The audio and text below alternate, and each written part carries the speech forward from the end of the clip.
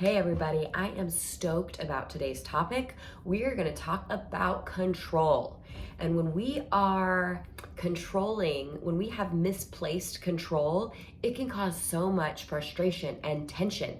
And so getting freedom from that frustration and that tension, that is what we're going to talk about today. So spoiler alert, I just want to be the one to break the news to you that control, it's not actually a thing. It's not a real thing. Not in the way that most of us, myself included, think about it. It helps me to zoom out when I think about what I'm in control of and what I'm not in control of. And so for me, when I zoom out, yes, absolutely, we all have free will. But it's because God allows it, right? It's like He gave us free will. That doesn't mean that He's not in control.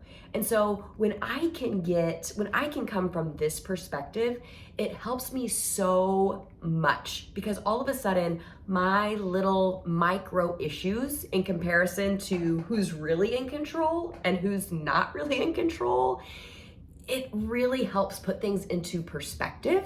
And just in that perspective alone, it gives me a lot of freedom. So I want to start with that so that we can really zoom out and actually think about all these little issues in our life that seem much bigger.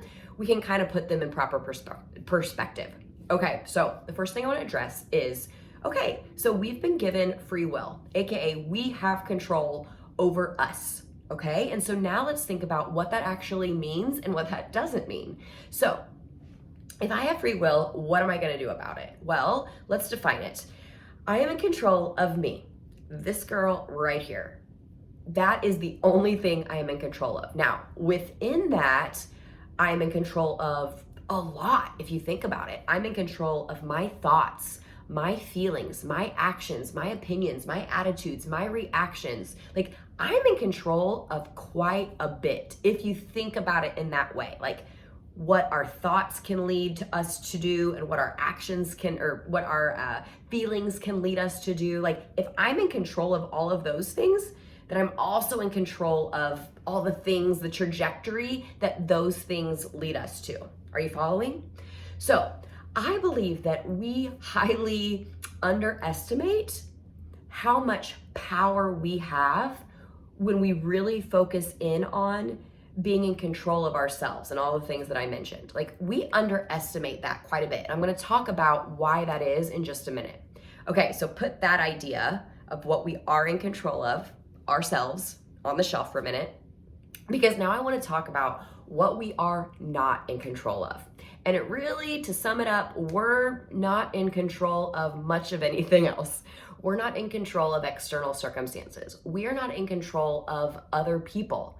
We are not in control of most things that are outside of us. Now, so I'm going to put that one on the shelf for a second, but I think what gives most people the most tension and the most frustration is that we are not in control of other people. And sometimes we know this, but we still try to push against this idea that we're not actually in control of other people. And so not being in control of other people, that includes we are not in control of their thoughts, their actions, their responses, their feelings. Like, we aren't in control of any of those things. And I think most of us on some level, we're okay with that. We can surrender to that fact. However, it's when their thoughts and their opinions and their actions and all their stuff starts mingling and starts being pointed at us, right? Then when our stuff starts to mingle, when my thoughts and opinions and feelings and actions get mingled up with their thoughts and their opinions and it's what they think about me and the way I feel about them and my response to their actions, like, all of a sudden it starts to get a little mingly. And that is where I believe that we start to find the frustration and the tension and that kind of thing. So we're going to talk about at the end of this video kind of the steps to help us find freedom in this. But when we can separate out what's mine and what's not mine, huge game changer. But I do want to go back to what I was talking about earlier as to why, if we're in control of all the things within us, and that's quite a bit if we think about it, why is it that we underestimate that? And how is it that we underestimate that so much? And so here's what I think. I think that it's a lot easier for us to look outward and to point fingers outward and to try to control things outside of us rather than turn our focus inward and start making changes inward. I think it's a lot harder because when we look inward and we realize the power that we actually do have, that we actually can change our thoughts and we really can change our feelings and our actions. And not only can we, but it's our responsibility. That's uncomfortable. That's hard. That requires change. And oftentimes in our brain, change equals different, equals bad, equals fear, equals dying. And so it's a lot easier for us to just turn our attention outward and try to manipulate and change the environment and the people outside of us rather than making the change inside of us. And so when we do this, right, when we turn our focus outward, we start to push against and we start to resist and we start to force things that are just simply not within our control. And when we're doing that, that's what creates a lot of the frustration. Because I think of it as an example of tug of war. When we turn our attention outward and we start to push against and we resist just what is and what we don't have control over, all of a sudden we opt into this game of tug of war and we connect ourselves to the things that are outside of us. And not only that, but we give our power away to those things. And so when we're in this game of tug of war, what happens when you're playing tug of war and you just drop the rope? You just let go of the rope. You release the rope. Well, the fighting stops, right? The tension stops. You have freedom all of a sudden from that thing that you were tied to. And so that right there, that release is within your control. That release is your power, right? Your power is when you execute what's within your control, rather than so many times we try to push against things that are outside of us. All of these things, when we're trying to push against it, right? We are actually in resistance from those things and we're giving all of our power to those things rather than just, okay, that's not within my control.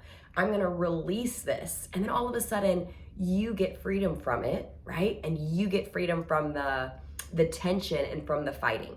So if I were to put this process into 3 steps, here they are. The first step is a game changer. I mentioned it earlier. When we can separate out what is ours and what we are responsible for and what's within our control and what's not ours, what is not our responsibility and what is completely out of our control. Just separating it out alone is a huge game changer. Then that leads us to the second step, which is once we separate it out, we just let go of the things, we release all the things that are not within our control. I say it very simple, but it's not always easy, right? It's the opinions that people have of others, their actions towards us, right? Sometimes we get hurt because of other people's actions. All of that, when we can release that, then that leads us to number 3, double down on what is within our control, right? Double down on the power that we have.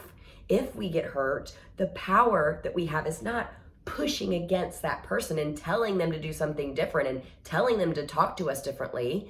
It could just be simply removing ourselves from the situation. Maybe it's talking to the person, but not in the way of trying to change their behavior, right? Just more speaking up for ourselves. And so there's the 3 steps: separating out what's yours, what's in your control and what's not in your control, releasing and letting go of all the things that are outside of your control, and then doubling down on the things that are in your control. Did you know that you can still think positive thoughts about other people that don't like you? Yeah, like I'm in the practice of it as well. Just because someone doesn't like me doesn't mean that I still can't like them. Did you know that you can actually still choose to love someone that has hurt you? I'm not talking about allowing yourself to continue to be hurt, and I'm not talking about lack of boundaries or anything like that, but I can still think positive things, think loving things, and therefore feel loving things towards people that have actually hurt me. And you can too. It's whenever we have this ability, when we focus all of our energy and all of our attention by doubling down on what we are in control of, instead of wasting all this energy in this tug of war with things that we're not in control of. Okay, and here is the bonus after those 3 steps. The bonus is, it's what I call the irony of control. Think about this. When you let go of the rope, not only do you get freedom, but you also have the opportunity to, in a way, quote, control more. Here's what I mean by that. You don't actually control more, but you do actually have influence over more. And you're able to put your stamp more so on your environment. I mean, here's an example. Think about your kids or your staff or your relationships. If you are constantly trying to control and you are constantly trying to change other people, what do you think that their response and their reaction is to that? Do you think they want to run to that or run away from that? They probably want to run away from that, right? However, when you can release the control and restrain yourself from trying to change other people, what do you think? And you just let people be who they are and just take circumstances as they come. What do you think the people around you, are they going to want to run towards you or run away from you? They're probably going to want to run towards you because in a way you're accepting them, right?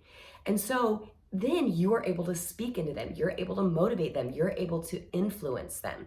And in a way, while that's not controlling other people, that definitely is shaping the people and the environments around you. And that is you doubling down on your power and really exponentially kind of multiplying it out.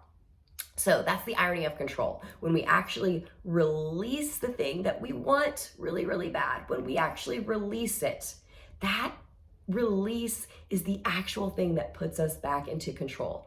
Kind of reminds me of a monkey, right? You've probably heard the story about a monkey wanting a treasure inside of a jar, and when he goes in to grab it, he gets trapped by the jar. But the second he releases it, he's able to not only get freedom for himself, but then he could just dump the jar over and put the treasure in his hand. When we can release it and come at it from a new angle, we can have both. All right, let me know, my fellow lovers of control, let me know what you think and how you're going to implement this to move forward.